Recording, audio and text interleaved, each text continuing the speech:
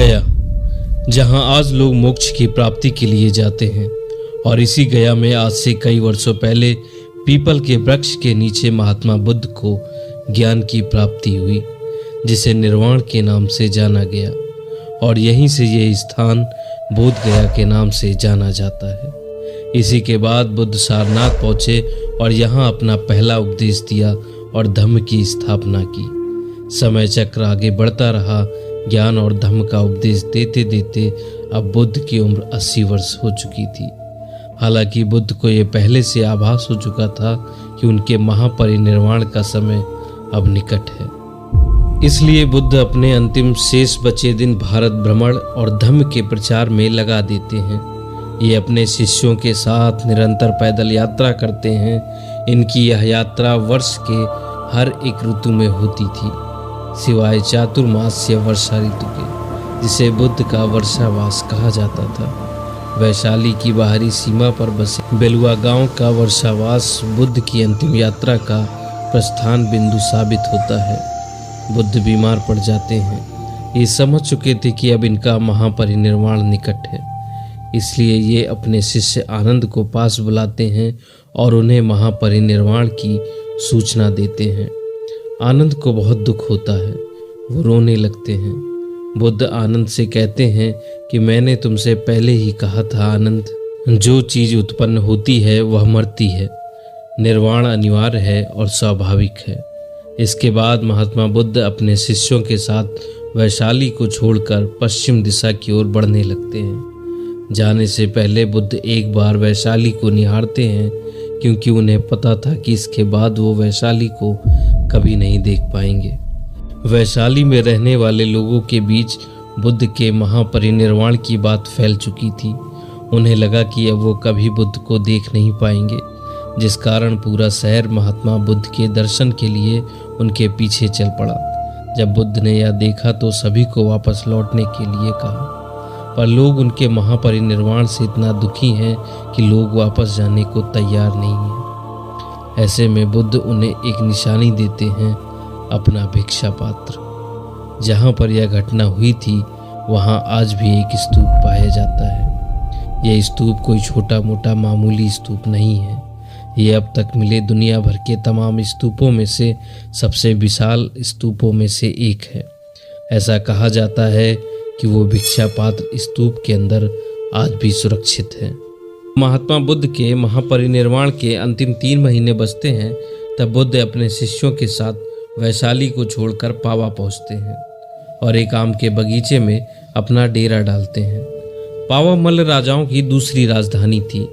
यहाँ बुद्ध से मिलने धातु के व्यापारी और उनके पुराने भक्त चुंड आते हैं और बुद्ध को भोजन का आमंत्रण देते हैं।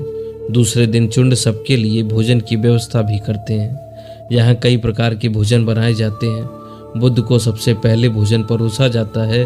बुद्ध को खाने में सबसे पहले सुकरमध्यो दिया जाता है। कई इतिहासकारों का कहना है कि सुकरमध्यो मशरूम थी, पर कई लोगों का मानना है कि वो सुअर का मीट था। पर असलियत में एक कैसा खाद्य पदार्थ था ये कोई नहीं जानता। बताया जाता है कि जैसे ही बुद्ध ने सुकरमध्यो का पहला निवाला लिया, उन्हें समझ में आ गया कि अन्य कोई शिष्य इसे पचा नहीं पाएगा।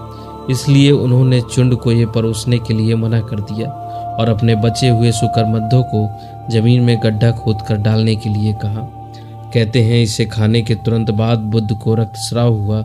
चुंड इस ग्लानि में डूबे थे कि उनके भोज पदार्थ को खाकर उनके भगवान की यह दशा हुई है। बुद्ध ने चुंड को पास बुलाया और बोला कि ये जो भी हो रहा है तुम उसके निमित्त मात्र हो। तुम मुझे पहले जैसे ही प्रिय हो, इसमें तुम्हारा कोई दोष नहीं है। इसके बाद बुद्ध आनंद को कुशीनगर की ओर चलने के लिए कहते हैं। इनका कारवां कुकुत्था नदी को पार करता है और बुद्ध अपनी टोली को विश्राम करने के लिए कहते हैं। और ठीक यहीं बुद्ध घोषणा करते हैं कि वे कुशीनगर में साल वृक्षों के नीचे रात के बीच प्रहर में महापरिनिर्वाण की अवस्था में प्रवेश करेंगे और रात के आखिरी पहर उनका परिनिर्वाण हो जाएगा। इस बात से शिष्यों के बीच में दुख की लहर फैल जाती है। इसके बाद बुद्ध का कारवां हिरण्यावती नदी को पार करके तब के कुशीनारा और अब के कुशीनगर में साल वृक्षों के उपवन में पहुंच जाता है, जहां 2 साल वृक्षों के बीच में उनकी सैयां लगाई जाती है। बुद्ध ने अब अपने शिष्यों से कुशीनगर के मल्ल राजाओं से ये बताने को कहा कि बुद्ध परिनिर्वाण लेने वाले हैं। इस सूचना ने मानो शहर में हड़कंप ही मचा दिया। पूरा शहर आधी रात को साल वृक्षों के उस उपवन की ओर निकल पड़ा। बुद्ध साल वृक्ष के नीचे लेटे हुए हैं। उनका सिर उत्तर दिशा की तरफ है और मुख पूर्व दिशा की तरफ है। एक हाथ सिर के नीचे है। उनकी यह मुद्रा महापरिनिर्वाण मुद्रा के नाम से दुनिया भर में प्रसिद्ध है। आनंद ने जब बुद्ध से पूछा कि उनके परिनिर्वाण के बाद देह का क्या किया जाए, तब बुद्ध कहते हैं उनके पार्थिव शरीर को दाह के बाद बचे अवशेषों और राख को शहरों के मुख्य चौराहों पर स्तूप बनाकर सुरक्षित रखा जाए और उन्हें वैसा ही सम्मान दिया जाए जैसा मुझे दिया जाता है। इसके बाद वो घड़ी आ जाती है। बुद्ध जैसे ही महापरिनिर्वाण को प्राप्त होते हैं, एक अजीब सी रोशनी चारों तरफ उत्पन्न होती है। बेमौसम साल वृक्ष के पुष्प बुद्ध के पार्थिव शरीर को ढक लेते हैं। 7 दिन के लिए इनका शरीर दर्शन के लिए रखा जाता है। उस समय 16 महाजनपद हुआ करते थे। उनमें से ज़्यादातर बुद्ध को ही मानने वाले थे और ये सभी बुद्ध के दर्शन के लिए यहाँ पहुँच जाते हैं। महाकश्यप बुद्ध की चिता को अग्नि देते हैं। अग्नि के बुझने के बाद तथागत बुद्ध के कपाल का हिस्सा, 4 दांत, कंधे के नीचे की हंसली की 2 हड्डियां, ढेर सारी राख और क्रिस्टल के अवशेष बचते हैं।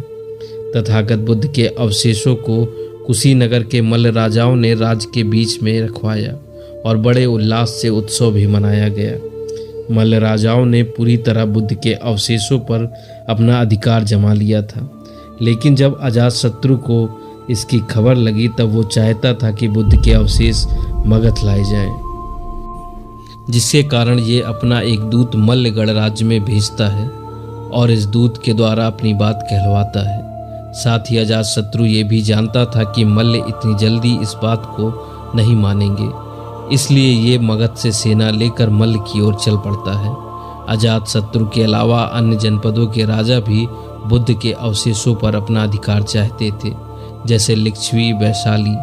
यहाँ के राजाओं ने भी युद्ध की तैयारी शुरू कर दी थी, लेकिन इसी समय द्रोण नाम के एक ब्राह्मण सभी जनपदों के राजाओं को समझाते हैं कि भगवान बुद्ध को हम सभी मानते हैं और हम सभी उनके उत्तराधिकारी हैं। सभी पर उनका अधिकार है, इसलिए हमें लड़ने के बजाय भगवान के पवित्र अवशेषों को आपस में बांट लेना चाहिए। और इसी के कारण अवशेषों को 8 भागों में बांटा गया।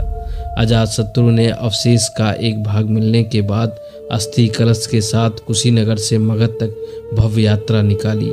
कहा जाता है सबसे अंत में पीपली वन के मौर्य के हिस्से में सिर्फ चिता के कुछ कोयले ही आए थे।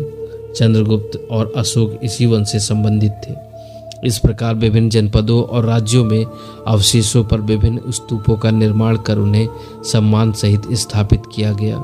इस प्रकार 8 स्तूप 8 राज्यों में बनाकर अवशेष रखे गए। बताया जाता है कि बाद में अशोक ने उन्हें निकलवाकर 84,000 स्तूपों में बांट दिया था। मिलते हैं नए वीडियो में, तब तक के लिए धन्यवाद।